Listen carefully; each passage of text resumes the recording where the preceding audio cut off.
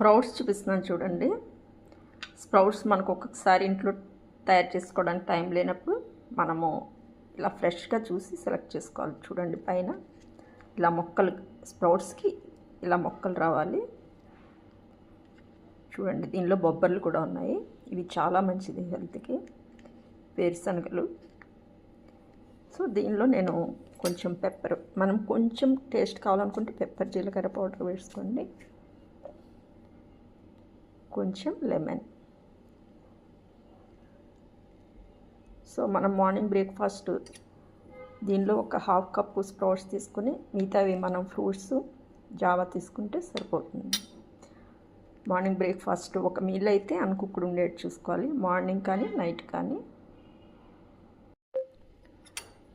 బాదం చూపిస్తున్నాను చూడండి. బాదం ఇలా పెద్ద సైజ్ ఉండేది సెలెక్ట్ చేసుకుంటే మనకి బాగా నానుతాయి.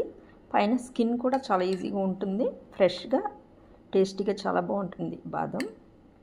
కొంచెం ఇవి మిగతా వాటికన్నా కొంచెం కాస్ట్ ఎక్కువ ఉంటుంది, కానీ ఇవైతే చాలా బాగుంటుంది. టేస్ట్ చాలా బాగుంటుంది, చాలా బాగా ఉబ్బుతాయి. జావా ఈ థిక్నెస్ ఉండాలి. నేను రాగి జావలో ఎప్పుడు నేను లాస్ట్ టైం వీడియో చేశాను, దానిలో అన్ని రకాల నట్స్ వేసి నేను బయట మరపట్టిస్తాను. మళ్ళీ దీనిలో గుమ్మడి గింజలు, సన్ఫ్లవర్ సీడ్స్ కూడా నేను నానబెట్టుకుని మిక్సీలో వేసి దీనిలో మిక్స్ చేశాను చూడండి. మనకి ఎముకల పుష్టికి ఇది చాలా బాగా పనిచేస్తుంది. కొంచెం ఏజ్ పెరిగే కొద్ది ఇలా రాగి జావా అలవాటు చేసుకుంటే హెల్త్కి చాలా మంచిది. హాయ్ ఎవ్రీవన్, ఈరోజు మార్నింగ్ బ్రేక్ఫాస్ట్ చూపిస్తున్నాను. డ్రాగన్ ఫ్రూట్ చూపిస్తున్నాను చూడండి. ఇది చూడండి ఎంత కలర్ఫుల్గా ఉందో. మనము ఫ్రూట్స్ చేంజ్ చేసుకుంటూ తీసుకుంటే మనకి సేమ్ తిన్న ఫీలింగ్ ఉండదు, సేమ్ ఫ్రూట్స్ తీసుకున్నామన్న ఫీలింగ్ ఉండదు. స్ప్రౌట్స్, నానబెట్టిన బాదం, జావా చూడండి, రాగి జావా.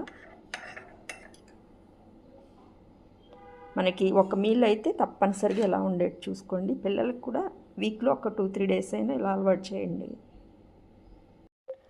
చూడండి మార్నింగ్ బ్రేక్ఫాస్ట్, ఫ్రూట్స్, స్ప్రౌట్స్. చూడండి మనకి కంప్లీట్ మీల్ దొరుకుతుంది దీనిలో. నానబెట్టిన బాదం, రాగి జావా. ఈ థిక్నెస్ ఉండాలి రాగి జావా, అప్పుడే మనకి ఫిల్లింగ్గా ఉంటుంది.